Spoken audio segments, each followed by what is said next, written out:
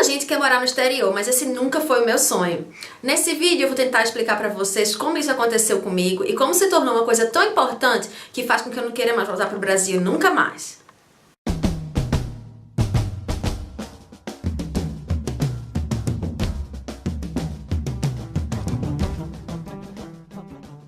Oi, gente! Então, eu vou explicar agora como aconteceu comigo.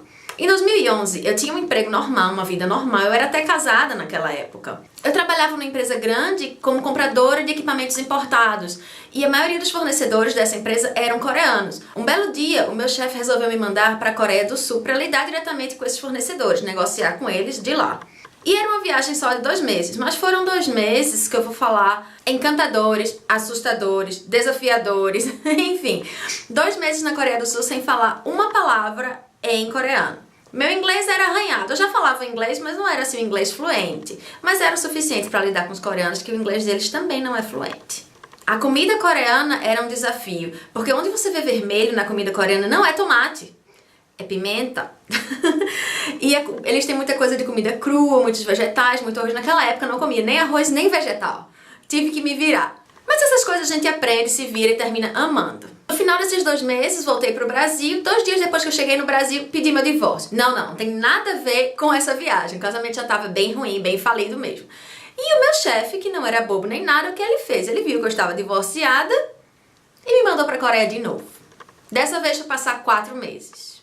Esses 4 meses realmente mudaram a minha vida completamente. Porque eu tava solteira, eu queria aproveitar. Então eu saía, eu passeava, eu procurei pessoas online pra fazer amizade. Tem um site chamado Couchsurfing, tá aqui o endereço, onde as pessoas que moram naquele lugar marcam encontros ou viagens juntas. E aí eu conheci várias inglesas, americanas, outras meninas coreanas. Também consegui encontrar no Orkut, na época era Orkut.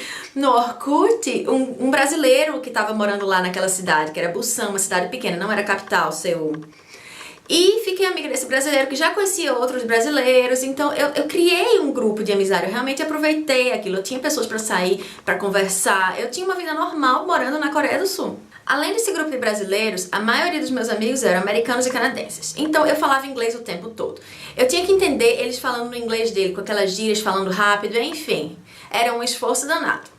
É claro que foi bom, me ajudou muito a melhorar o meu inglês, mas também expandiu muito a minha cabeça. Sabe quando você mora no mesmo lugar que você tem sempre aquela mentalidade? Quando você sai e vê as coisas que eu vi, conhece as pessoas que eu conheci e vê o mundo do jeito que eu vi naquele tempo, você não consegue mais voltar para a mesma coisa. E foi isso que aconteceu comigo. Uma coisa que até hoje, que eu mais amo na vida, é falar com pessoas, é conhecer pessoas, é ouvir as histórias delas, é conhecer quantos diferentes mundos tem por aí. E cada pessoa que eu converso me traz essa experiência. É muito maravilhoso. E é claro que eu não queria voltar depois disso, né? Então eu trabalhava de dia e de noite por causa do fuso horário do Brasil, mas todo o tempo que eu tinha livre, eu tava fora, eu tava passeando, eu tava com essas pessoas, eu tava com os brasileiros, eu tava me desenvolvendo como pessoa, me conhecendo. Por quê? Tinha passado também 7 anos com uma pessoa errada, num relacionamento que não deu certo, e a primeira vez que eu tava sozinha em 7 anos, eu tinha 28 anos de idade. Então eu tava também me descobrindo. Pra mim, a Coreia foi a hora exata, o local exato. Não tem outra explicação. No final desses 4 meses, eu voltei pro Brasil. Quando eu percebi que a minha empresa não ia mais me mandar de volta pra Coreia, eu pirei, eu fiz, meu Deus, e agora? Aí eu peguei todos os contatos que eu tinha na Coreia e comecei a pedir emprego pra eles, porque eu falei, eu não vou ficar aqui. E eu só conhecia a Coreia, além do Brasil, né? Lógico, eu já tinha viajado para outros lugares, mas não morado. Então, eu peguei os contatos que eu tinha na Coreia do Sul e tentei conseguir um emprego. Um deles resolveu me dar um emprego. Foi bastante. Eu não tinha nem emprego ainda, foi só uma promessa. Foi bastante. Eu pedi demissão. Na verdade, eu forcei ser demitida pra pegar os 40%, né? Mas enfim, passa. Eu saí da empresa e fui e empacotei minha vida em 2 malas de 32 quilos e fui-me embora pra Coreia, sem emprego, sem nada. Fui-me embora. Foi bem difícil convencer a todo mundo, meus pais, meus amigos, que eu ia me embora pra Coreia sem nem ter emprego. É o que eu digo, quando você vive naquele mundo, é difícil você entender o que tem fora dele. E é uma verdade. Depois que eu cheguei na Coreia do Sul, eu fiquei 8 meses esperando pelo meu emprego. 8 meses desempregada, vivendo na casa de alguém, usando meu dinheiro, lógico, mas né, vivendo de favor, pra não gastar dinheiro com aluguel, sem visto. O emprego que iam me conseguir, na verdade não deu certo, que o visto não foi aprovado.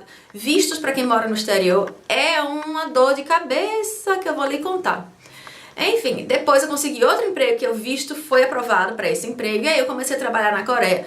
Nossa, a melhor fase da minha vida até hoje. Eu tô na Austrália, mas a Coreia não tem comparação. A melhor fase da minha vida.